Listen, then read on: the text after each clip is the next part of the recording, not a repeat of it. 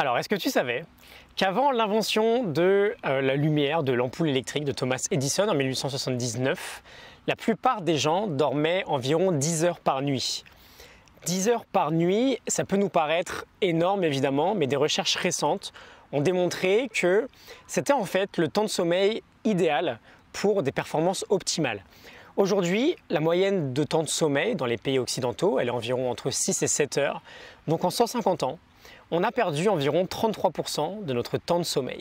Et donc regarde bien, c'est assez fou. On va essayer de faire en quelques secondes une histoire très brève de la lumière. On va partir de la naissance du feu. Alors c'est pas évident d'avoir une date précise, mais on va s'accorder autour de moins 400 000 avant Jésus-Christ. Évidemment, il n'y aura pas de lumière comme on l'entend aujourd'hui jusqu'à il y a 150 ans. Donc on va faire un gros bond en avant.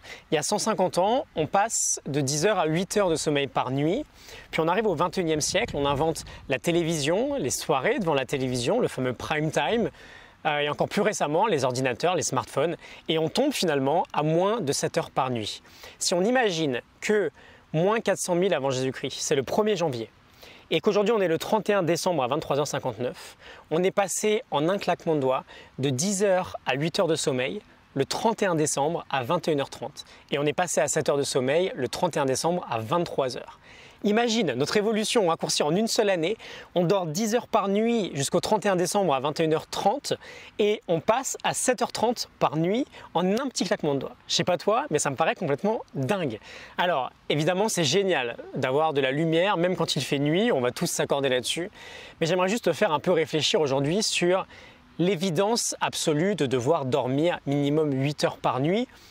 Compte tenu de notre simple évolution, en fait, c'est inscrit dans nos gènes, quoi. Et évidemment, notre génome, il évolue, mais on ne modifie pas des dizaines de milliers d'années de code génétique en quelques petites dizaines d'années, là.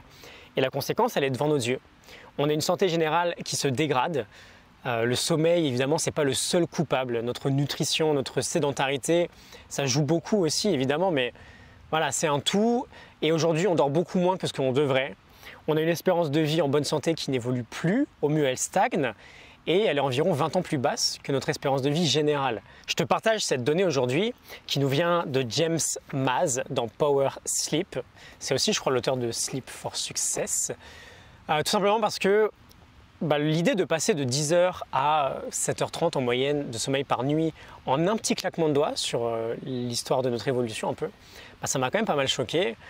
Et voilà, peut-être que d'éteindre la télé un peu plus tôt le soir et de décider vraiment de nous-mêmes, de l'horaire à laquelle on va se coucher.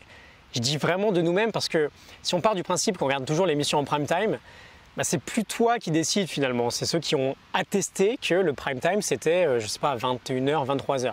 Et donc voilà, peut-être que si on pouvait décider de ça, on pourrait peut-être progressivement reprendre en main ce domaine-là de notre vie, le sommeil, et améliorer petit à petit la qualité de notre sommeil. Bref, d'un point de vue évolution du coup, on est passé de 10 à 7 en un petit claquement de doigts. Est-ce que c'est complètement anodin sur le fait que l'énergie quotidienne des gens soit plutôt en baisse? Je pense pas. Est-ce que c'est complètement anodin sur le fait que notre santé générale se dégrade? Je suis pas sûr non plus. Quoi qu'il en soit, si ça t'a parlé, n'hésite pas à partager. Je te mets en description la morning note du livre Power Sleep de James Maz.